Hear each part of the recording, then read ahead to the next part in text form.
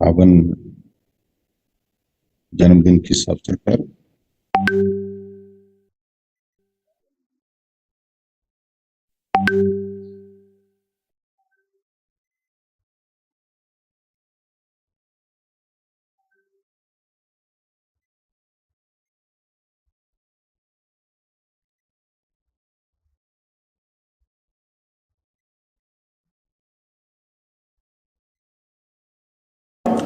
मंत्री हुआ करते थे श्री जसवंत सिंह जी, जो हमारे बीच नहीं है, उनसे नई संभावनाएं पैदा करने के लिए भी व्यापक सुधार करना चाहिए। जब भी इस देश में व्यापक सुधार हुए, उनका असर दिखने में थोड़ा समय लगा। चाहे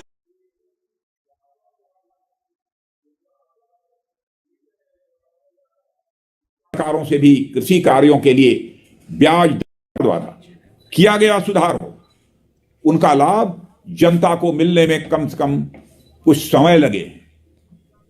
अब प्रधानमंत्री श्री नरेंद्र मोदी जी द्वारा कृषि क्षेत्र में सुधार की शुरुआत की गई है। 4-5 साल न सही, कम से कम 2 साल तक इस नए कृषि सुधारों के परिणाम की तो प्रतीक्षा की ही जा सकती है। हमारी सरकार ने साथियों बहुत सोच समझ के और सभी स्टेक होल्डर्स को विश्वास में लेकर नए कृषि कानून बनाए हैं।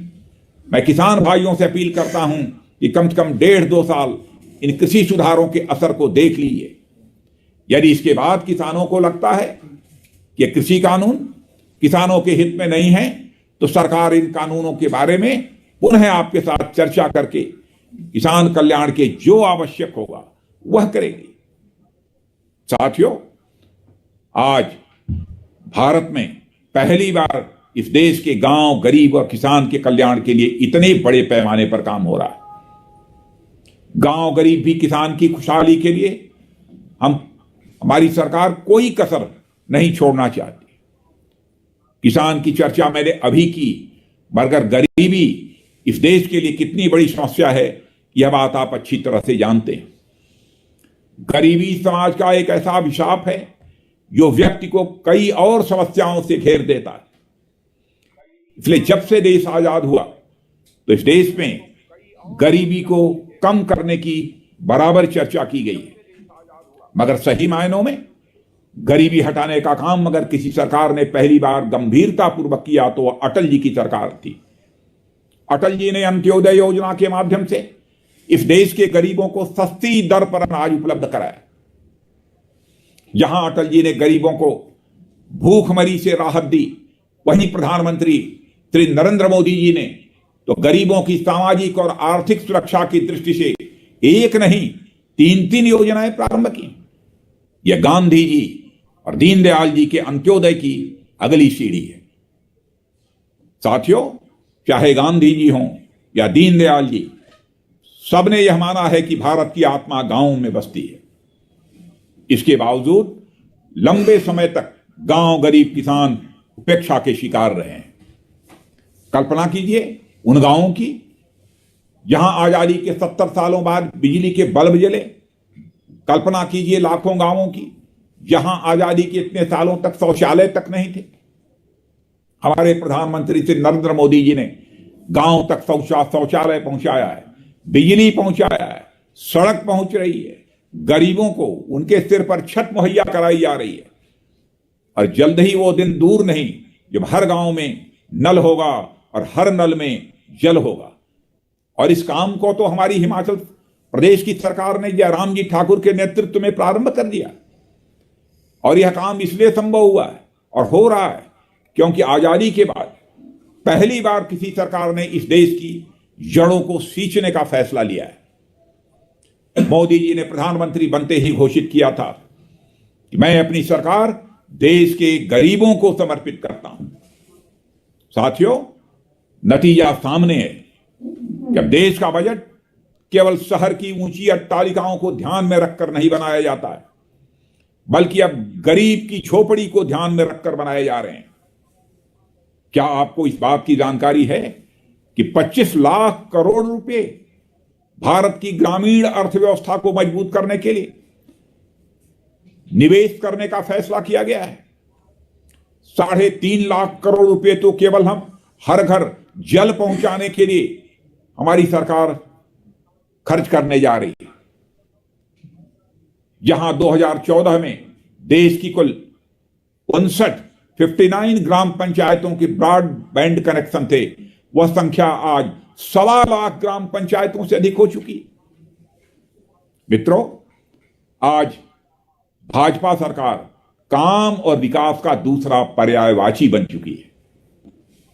जिस तरह गांधी जी का नाम आते ही सत्य और अहिंसा की भावना हमारे मस्तिष्क में स्वयं उभर कर आती है, पंडित दीनदयाल उपाध्याय का नाम लेते ही अंत्योदय की भावना भी स्वयं उभर कर आती है।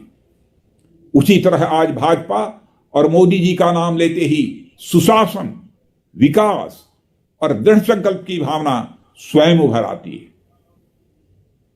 कुछ लोग भाजपा को 2014 या फिर थोड़ा पीछे जाएं तो 1999 में आई मानते हैं, पर भाजपा 2014 या 1999 की देन नहीं है। इन सालों में तो यह बस औपचारिक और आधिकारिक रूप से देश की सेवा में आई है। असल में भाजपा भारतीय जनता की दशकों की आशाओं, आकांक्षाओं और सपनों की यह अभिव्यक्ति है, जिनका आजादी के कुछ समय बाद ही शासन से मोह भंग हो गया था। इस देश की जनता ने बड़े धैर्य से इस पल का इंतजार किया है।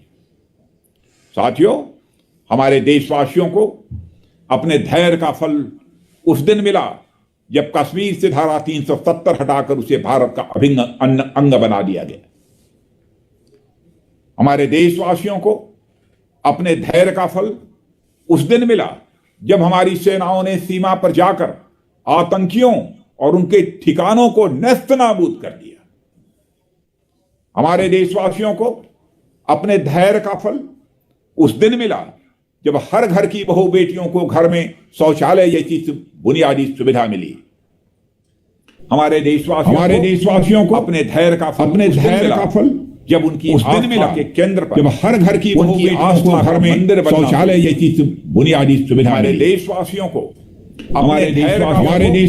उस दिन मिला जब हमारी सुरक्षा के लिए देश की सीमाओं से लगे क्षेत्रों में इंफ्रास्ट्रक्चर डेवलपमेंट होना प्रारंभ हुआ। साथियों, साल के शुरुआती दिनों में जब कोविड महामारी के कारण अच्छे भले बड़े और साधन संपन्न राष्ट्र धराशायी हो गए, आर्थिक और तकनीकी रूप से संपन्न होने के बावजूद उन्होंने इस संकट के सामने घुटने टेक दिए। उन्हें भारी मात्रा में जान माल का नुकसान भी उठाना पड़ा। उस समय भी हमारे देश ने सीमित संसाधनों के बावजूद अपेक्षाकृत कम नुकसान उठाया। न केवल कम नुकसान, बल्कि प्रधानमंत्री श्री नरेंद्र मोदी जी के नेतृत्व में हमने इस आपदा को अवसर में भी बदला है। हम उन क्षेत्रों में भी अपने पैरों पर खड़े होने की दिशा में आगे बढ़े जो अब तक अछूते थे। हिमाचल प्रदेश को प्रकृति का वरदान प्राप्त है। भारत ही नहीं, दुनिया भर के पर्यटकों के लिए हिमाचल का आकर्षण लगातार बढ़ता ही जा रहा है। और मेरे पास जो आंकड़े हैं उनके मुताबिक पिछले साल यानी 2019 में 1,72,00,000 पर्यटक हिमाचल प्रदेश में आए हैं।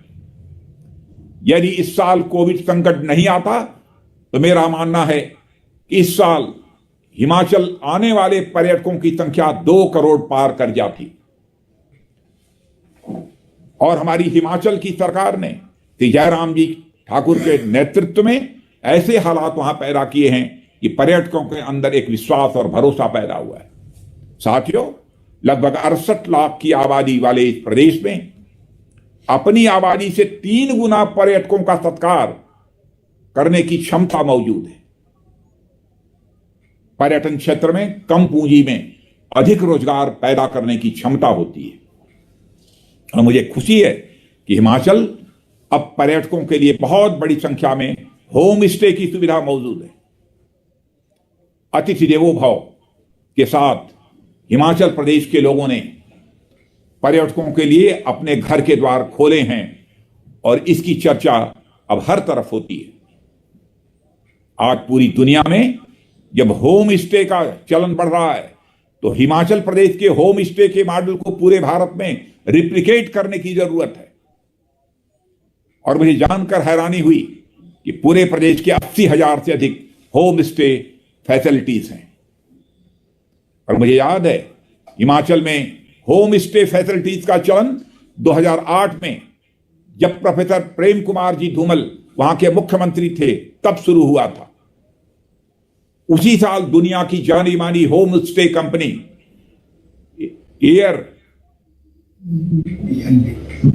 एयरबीएनबी की भी शुरुआत हुई थी। और आज एयरबीएनबी के अंतर्गत 40 लाख घर जुड़े हुए हैं। यदि हिमाचल प्रदेश के होम स्टे मॉडल को सफलतापूर्वक अन्य प्रदेशों में भी अपनाया जाए तो अकेले भारत में एक नहीं 3-4 एयरबीएनबी जैसे लॉजिंग कंपनी खड़ी हो सकती हैं। साथियों, पर्यटन 21वीं सदी का सबसे बड़ा इंप्लॉयमेंट जनरेटिंग सेक्टर है। भारत में इसकी अपार संभावनाएं हैं।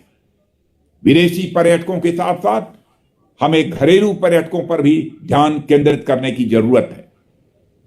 हिमाचल प्रदेश एक मामले में भारत का टूरिज्म मॉडल बन सकता है, ऐसा मेरा पक्का विश्वास है। और साथियों, आज हिमाचल प्रदेश सरकार द्वारा किए गए कई कामों की चर्चा यहां पर हुई है। कुछ कामों का जिक्र मैं भी जरूर करना चाहूंगा जो जनता के कल्याण के लिए किए गए हैं। आयुष्मान भारत देश भर में गरीबों वंचितों का इलाज सुनिश्चित करने के लिए सबसे बड़ी योजना तो है ही, पर सरकार द्वारा शुरू की गई हिम केयर योजना उन परिवारों के इलाज को भी सुनिश्चित करता है जो इस आयुष्मान भारत योजना के लाभ से वंचित रह गए हैं। इस सोच के लिए और इस काम के लिए मैं पुनः जयराम जी ठाकुर और उनकी सरकार को मैं बधाई देता हूं। इसी तरह गृहिणी योजना की चर्चा हुई।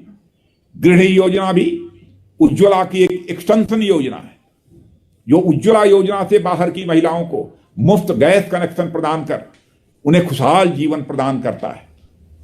संभवतः हिमाचल देश का पहला राज्य है जिसने इस योजना को प्रारंभ किया है। इसके लिए मैं पुनः जयराम जी ठाकुर की सरकार को हार्दिक बधाई देता हूं। ये एक योजना जिसके बारे में मुझे पता चला है, जिसका मैं जिक्र यहां करना चाहता हूं, वह है बेटी है अनमोल योजना। इस योजना के अंतर्गत हिमाचल प्रदेश की बेटियों को उनकी पढ़ाई के लिए आर्थिक सहायता प्रदान की जाएगी। बेटी का जन्म होने पर ही हिमाचल प्रदेश सरकार 10,000 रुपया की छात्रवृत्ति पोस्ट ऑफिस या फिर बेटी के बैंक खाते में जमा कर देती है। इसके अलावा हिमाचल प्रदेश की बेटियों को पहली कक्षा से लेकर 12वीं कक्षा तक 300 रुपये से लेकर 12,000 रुपये तक की आर्थिक सहायता, किताबें तथा यूनिफॉर्म खरीदने के लिए प्रदान की जाएंगी। यदि बेटी 12वीं कक्षा के बाद स्नातक के पाठ्यक्रम में अपनी पढ़ाई जारी रखती है तो उसे 5,000 रुपये की आर्थिक सहायता प्रदान की जाएगी। साथियों, हिमाचल प्रदेश के युवाओं के लिए मुख्यमंत्री स्टार्टअप योजना, बुजुर्गों के लिए सामाजिक सुरक्षा योजना और बुजुर्गों के लिए यह सामाजिक सुरक्षा पेंशन की व्यवस्था की गई है। और जैसा जयराम जी ने बतलाया कि जिनकी 70 साल से ऊपर उम्र हो जाती है उनको हिमाचल में 1,500 रुपये की प्रतिमाह की पेंशन दी जाती है। तो मैं जयराम जी, मैं यह जानना चाहता हूं कि आज हम लोगों की भी 70 साल की उम्र हो जाएगी और हिमाचल में आ जाएंगे तो ये सुविधा हम सबको भी प्राप्त होगी या नहीं होगी? पीने के लिए स्वच्छ जल की व्यवस्था,